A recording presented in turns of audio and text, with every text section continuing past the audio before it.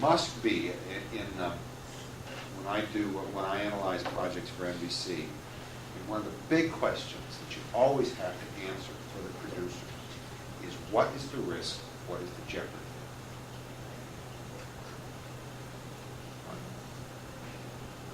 They want to know. I mean, and they deserve, any story always entails in some fashion risk and jeopardy to the protagonist. Because if the protagonist is pursuing an action without any investment on his part or her part, there's nothing they stand to lose. Then what they're doing is meaningless or trivial to the point. Not why should we make a movie about this? But human action only becomes interesting when there's sufficient pressure on that person. In other words, the person, if they don't accomplish what they want, they stand to lose something. Their life, their money, their ego, their vanity, their youth, their job, their sanity, what you name it. Something must be at stake, or the action has no meaning, or too little meaning to be of interest to any other human being. It becomes just another daily action. So what's her risk? What's her jeopardy? Okay? Good. So that's half of you. Would everybody hand in their stories, and we'll do the other half? Whatever it was went right underneath the car. Fillmore and old Bolex. Bolex has a flat bottom. And I'm not sure if Ken mentioned it, but Yeah, but it's got to be round though where the tripod is there. An old surplus, an old Army surplus camera. They're parachute drops anyways. Yeah, but aren't they kind of rectangular shaped? Yeah, but they're only about that big. They're about that tall, and it probably wasn't more than 4 more inches clearance, but it was just a matter of taping it on and sending it. Any other thoughts about the editing? There's a few flash frames in there. I sort of thought, there are a lot of jump cuts and screen direction changes and what we normally say are, a lot of bad edits, but I think because the film is, right from the outset, we realize that this is sort of a gimmick film.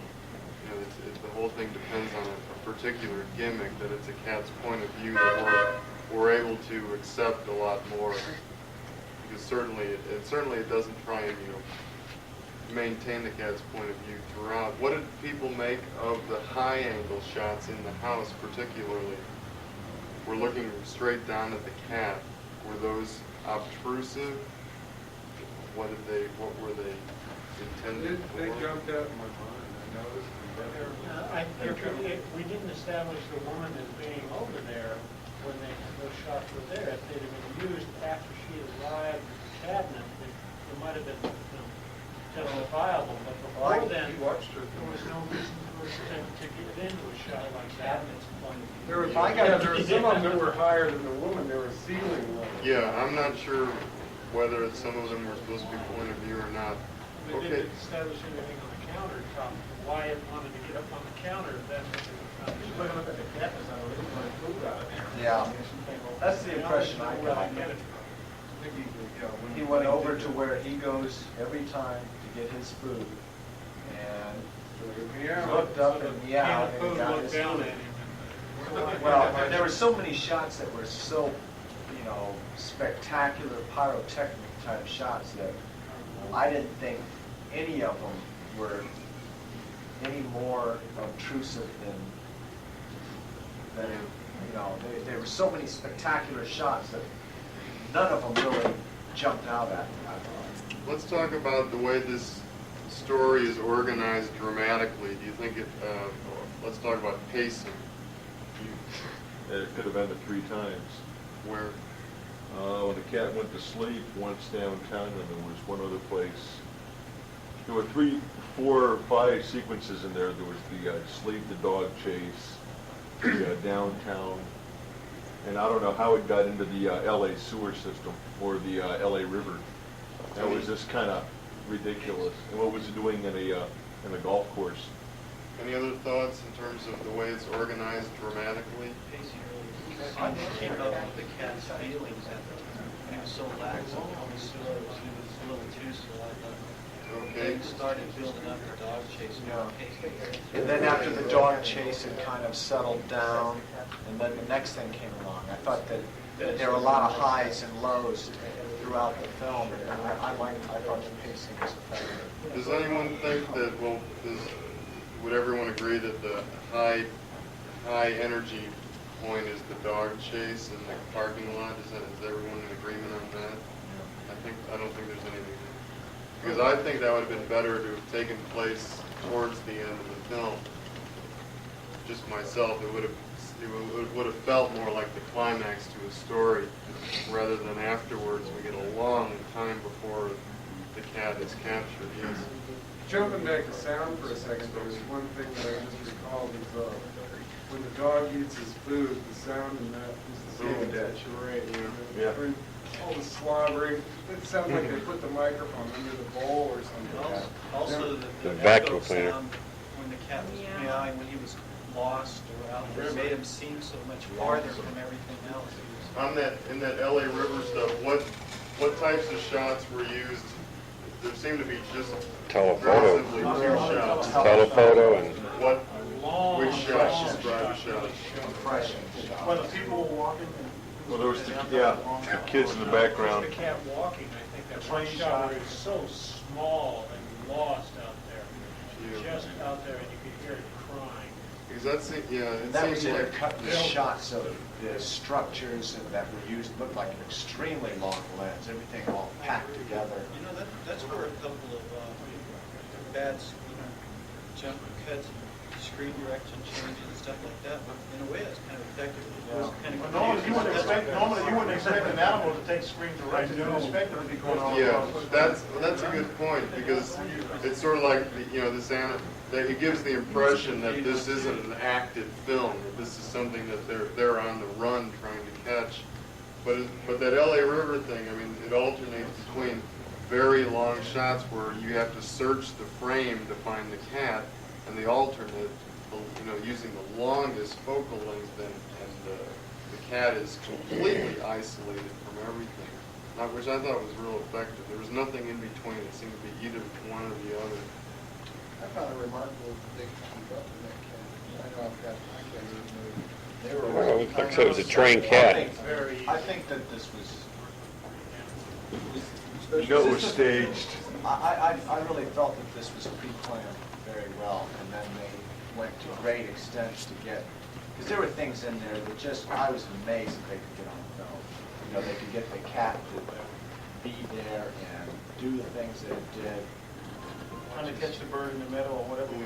I frankly don't know how they got the camera to go under the cars, into the Continuously. car that was coming, like right as it Yeah. comes out from under that last car, another one pulls into view and then it cuts. I was thought, gee, they lost a camera on that. they've had to push that skateboard because it went under about 4 cars Yeah. before it went out into the car that was moving.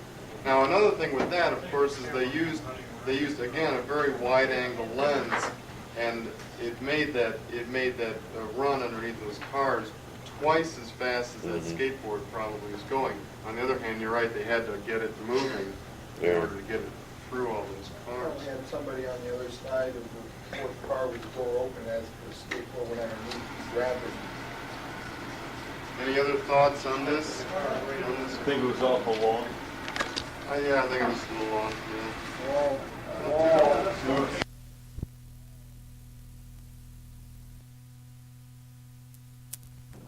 However, you are not required to use every shot in each segment. So, for instance, if the first segment has 10 shots in it, you must cut that scene. However, you don't need to use all 10 shots. Okay. Now, the next thing is, if possible, combine all the segments into one story or into one cohesive whole. Great, do so. If you can't, that's fine. However, you must try to combine some of them, as many as you can, into some sort of cohesive unit. The segments that you do not use, as part of a unit, put them at the tail of your cut scene. Is it possible to pull all of it together? Yeah. And I think, although I haven't seen cut of this, I know that It's not in so many different ways. Yeah, Okay. every one of them that people do here will be Yeah, different. question. Could we run one of these through the projector now? No. They're all the same though, right? Yes. We haven't got 16 mil projectors. Now you say there's 5 segments. That's what the moviola is about. I'm sorry, there are 5. There's There are 5, let's say there are 5 scenes. Okay, but without looking at it, not knowing what's in here, can I take a shot from one scene and use it in another scene? You said you could combine. Yeah, yeah. We'll see. We'll see that. But the thing is, as long as, in effect, don't think of it like that. Think of it as there are 5 scenes that you're going to cut, and then those scenes are trying to combine together as much as you can. Again, the scenes that are not used in your quote story should be put at the tail of the whole. I mean, you want the outtakes left at... Not the outtakes. Say, for instance, you figure out a way to put segments 1, 2, and 3 together in some sort of whole. You still cut 4 and 5 as separate segments, and you put them at the end of that. Okay. The outtakes you throw away. Don't throw them away, but hold on. Yeah. Yeah. Okay. Again, make sure that the cut scene is projection line, and somebody asked about projection. Okay. Well, no, okay. There is a projector in 104A. There is a projector in 107. And the only times when you wouldn't have access to either of those projectors would be if there's a class in there, or if it's real late at night. Sometimes they lock those two doors. 107 and That's here? Yes. The place where we had our first class meeting, there's a projector there, and the room that joins the sound room. Okay, what do you mean by projector one? Okay. All that means is that when you thread it up in a projector, it's not going to be backwards. Okay. I'll leave the rest of that to figure out. Very simply, for those of you who haven't had the moviola checkout yet, when you cut the film in the moviola, you are in effect cutting it the flip, in the opposite direction that you would wind it on a projector. And I'll explain a little. Emulsions up. Yes. But just think of it as this: if you thread it up on a projector and everything is backwards, it's simply a matter of rewinding it in the opposite way.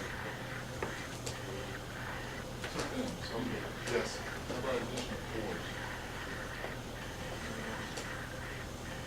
You won't need additional cores when you break down the footage. And you weren't in the checkout, okay. Again, for those of you who just had the checkout, that little rewind system is what you use to break down footage with, and not on cores. Just rewind it into those little spools. And I'll show you them with that. Now, as far as the 5, 6 segments, you take a segment, you see, okay, like in different locations and stuff like that. That I'm afraid I don't know. It's sort of a simplistic. Come on, you went We're gonna be able to Well, tell. I didn't cut these. I'm not sure if the segments are within one, unity of place. I'm not sure if they are a scene that all fits together or not. Again, I'm not hiding this from anyone. There are just 5 distinct bunches of shots. And you don't need. 5 scenes will have a beginning, middle. There is. Yes. It is there. You said we didn't need to use all of the shots No, from they each won't segment. have it. Right. Is there a minimum number of shots that we would have to use? Each 5 seconds. No, no. No, however, it would, don't simply take one shot from each of the 5 and put them together. Try, it's just a matter of, for instance, you're going to, organize one of the segments in such a way that you can, determine real quickly which things will not belong. Another person may organize it in such a way that it'll use all those shots you're going to reject. So there's no minimum, and there's no certain shots that are the zingers that are going to be thrown out. Okay, second question is there a minimum length? I would assume that as much of it as you can use correctly, the better. Anyways, the other thing is next week, this is my fault, the cutscenes are supposed to have head and tail leader, white leader, and I just didn't bring the white leader. So next Wednesday, I'll bring everyone some white leader. If you can get a hold of it beforehand, fine. If you can get a hold of cores, for whatever reason, fine. I don't have those to give up. And finally, this basically the way this assignment will be graded is on some very simple rules and simple things like pacing, continuity of location, action,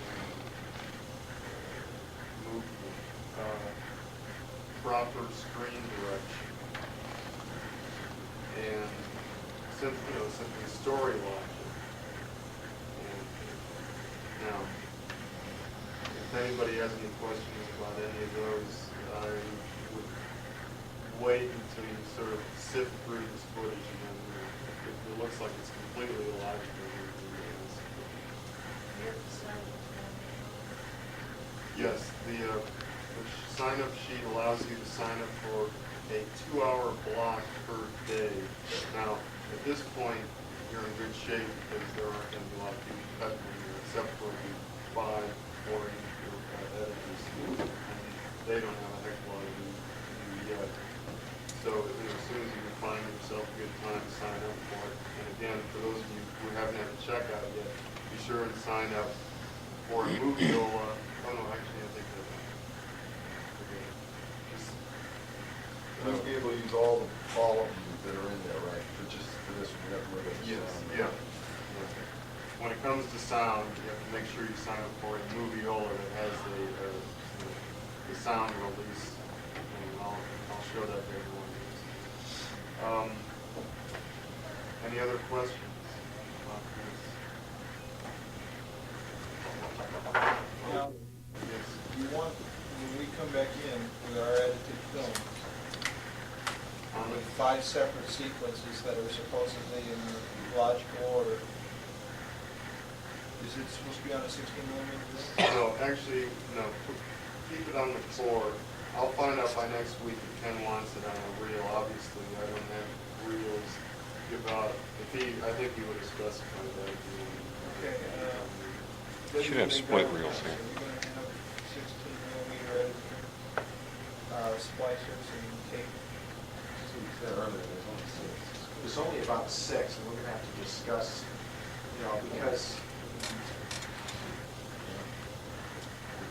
there's problems involved just leaving $300 splicers out in a cabinet for people to just come start. How about doing it like this? How many people live in But see, the point is that they're not going to be using them at the apartments, they're going to be using them in this room, with the exception of those few of us who may have editing equipment at home. And I think this project is probably also involves getting used to the new violas. So I think what we're going to have to do is leave a few of them out in a cabinet and use it, put it back in the cabinet. But we're going to have to discuss it. Well, We'll let you know tomorrow. here's one suggestion. If it looks like you don't have access to your splicer immediately, there's no reason to not go into the editing room and start looking at this, taking a grease pencil, marking off the cuts. Conceivably, you can with a grease pencil mark every possible cut you're going to need, and then at least for your first cut, it'll be simply a matter of mechanics, and will take a lot less time. So again, I mean, that can work to your advantage, not having a splicer, forcing you to pre-cut as much as you can before you actually start the mechanics of it. You can do all the breakdown. Now, I've got a couple of questions. I've never done anything like this before. On the reel, right? Now, are these scenes completely out of sequence? Completely, or you don't know? I Okay. really don't. Now, when we find something we want to market, right? We want to market, this is scene 3-1. Okay. What do? We hang it on those little hooks, or? Yes. And then log it. Keep a log. Yeah. It's all laid out in one Shot of those sheets. books you got. Yeah. That book on Although, cinematography. see, actually, for this assignment, well, this is, I'm not sure, you know, but what Ken's idea is basically is that you should take this assignment and sort of, without having all the mechanical guidelines, how to break them, and just sort of figure it out. In a sense, in a sense, you know, Ken wants you to, you know, sort of just grapple with it without having everything laid out. But I'll go ahead and do it. I'll go ahead and make it easier.